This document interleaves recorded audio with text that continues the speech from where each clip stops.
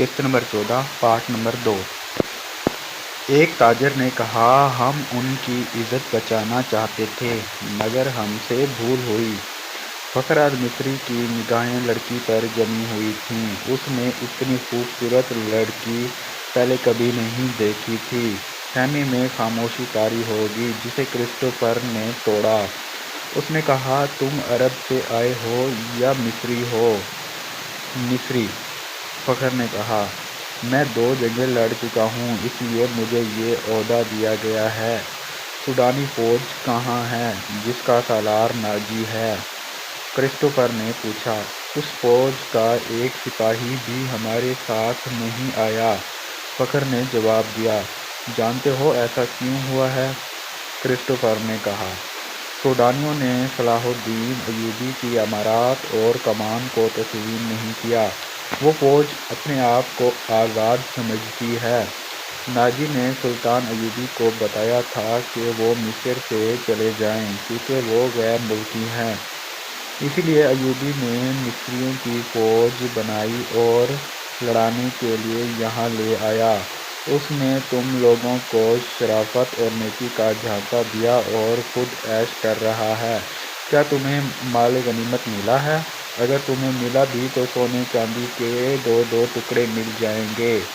صلیبیوں کے جہازوں سے بے بہا خزانہ سلطان ایوبی کے ہاتھ سے آیا ہے۔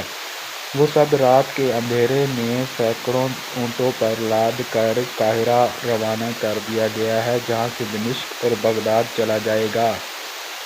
سوڈانی لشکر کو سلطان سمٹا کر کے غلاموں میں بدل دینا چاہتا ہے۔ پھر عرب سے فوج آ جائے گی اور تم مصری بھی غلام ہو جاؤ گے۔ اس عیسائی کی ایک بات فخر المصری کے دل میں اترتی جا رہی تھی۔ اثر باتوں کا نہیں بلکہ موبی کے حسن اور حشیش کا تھا۔ عیسائیوں نے یہ حربہ حسن بن صباح کے حشیشین سے سیکھا تھا۔ موبی کو بالکل توقع نہیں تھی کہ یہ صورتحال پیدا ہو جائے گی کہ ایک مصری اس کے تعاقب میں اس کے دام میں آ جائے گا۔ انہیں معلوم ہو گیا کہ فخر مصر کی زبان کے سوا اور کوئی زبان نہیں جانتا۔ موبی نے اپنے 5 ساتھیوں کو سنانا شروع کر دیا کہ رابن زخمی ہونے کا بہانہ کر کے زخمیوں کے خیمے میں پڑا ہے اور اس نے کہا ہے کہ ناجی سے مل کر معلوم کرو کہ اس نے بغاوت کیوں نہیں کی یا اس نے عقب سے صلاح الدین ایوبی پر حملہ کیوں نہیں کیا، اور یہ بھی معلوم کرو کہ اس نے ہمیں دھوکہ تو نہیں دیا۔ وہ باتیں کر رہی تھی تو فخر نے پوچھا، یہ کیا کہہ رہی ہے؟ یہ کہہ رہی ہے، ایک نے جواب دیا، اگر یہ شخص یعنی تم صلاح الدین کی فوج میں نہ ہوتے تو تمہارے ساتھ شادی کر لیتی۔ یہ مسلمان ہونے کو بھی تیار ہے لیکن کہتی ہے کہ اسے اب مسلمان پر بھروسہ نہیں رہا۔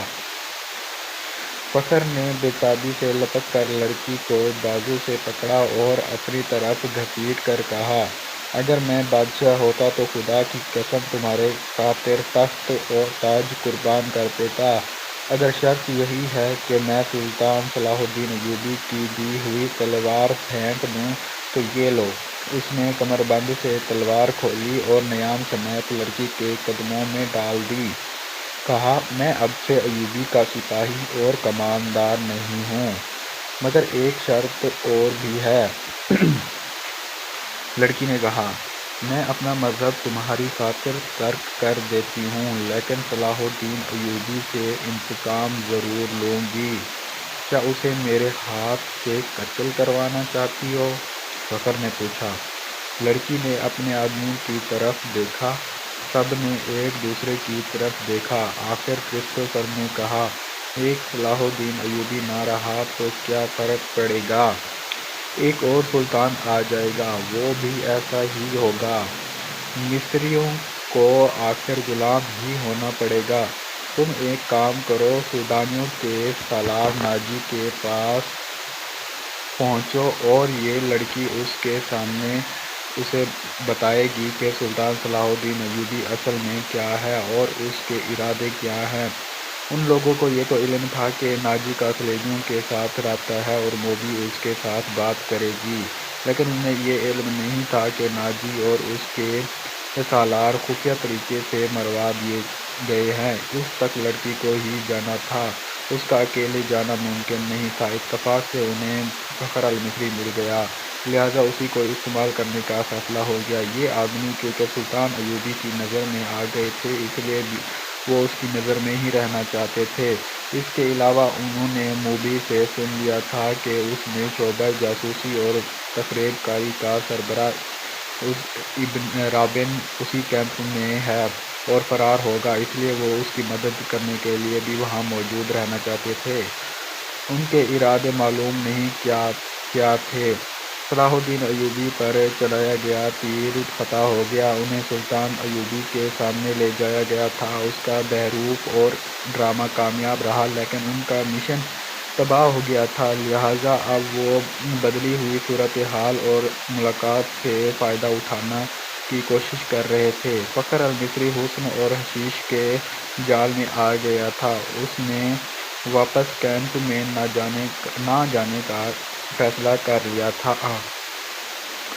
اس کو یہ مشورہ دیا گیا کہ وہ لڑکی کو لے کر روانہ ہو جائے۔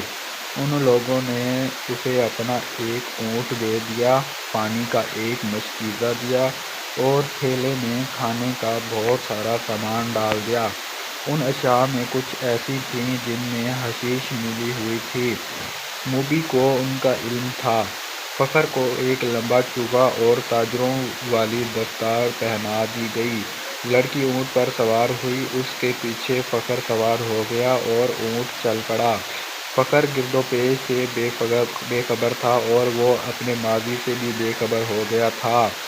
صرف یہ احساس اس پر غالب تھا کہ روئے زمین کی حسین ترین لڑکی اس کے قبضے میں ہے، جس نے سلطان کو ٹھکرا کر اسے پسند کیا ہے۔ فخر نے موبی کو دونوں بازوؤں میں لے کر اس کی پیٹھ اپنے سینے سے لگا لی۔ موبی نے کہا، تم عیسائی کمانداروں اور اپنے سلطان کی طرح وحشی تو نہیں بنو گے؟ میں تمہاری ملکیت میں ہوں، جو چاہو کرو، مگر میں پھر تم سے نفرت کروں گی۔ کہو تو میں اونٹ سے اتر جاتا ہوں۔ فخر نے اسے اپنے بازوؤں سے نکال کر کہا، مجھے صرف یہ بتا دو کہ تم مجھے دل سے چاہتی ہو یا محض مجبوری کے عالم میں میری پناہ لی ہے؟ پناہ تو میں ان تاجروں کی بھی لے سکتی تھی، موبی نے جواب دیا، لیکن تم مجھے اتنے اچھے لگے کہ تمہاری خاطر مذہب تک چھوڑنے کا فیصلہ کر لیا۔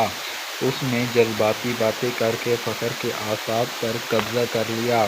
رات گزرتی چلی گئی۔ سفر کم و بیش 5 دنوں کا تھا، لیکن فخر المصری عام راستوں سے ہٹ کر جا رہا تھا کیونکہ وہ بھگوڑا فوجی تھا۔ موبی کو نیند آنے لگی۔ اس نے سر پیچھے فخر کے سینے پر رکھ دیا اور گہری نیند سو گئی۔ اونٹ چلتا رہا، فخر جاگتا رہا۔ اگلی کیس دیکھنے کے لیے ہمارا چینل سبسکرائب کر لیں۔ انشاءاللہ اگلی ویڈیو میں اگلی کیس آئے گی۔ شکریہ۔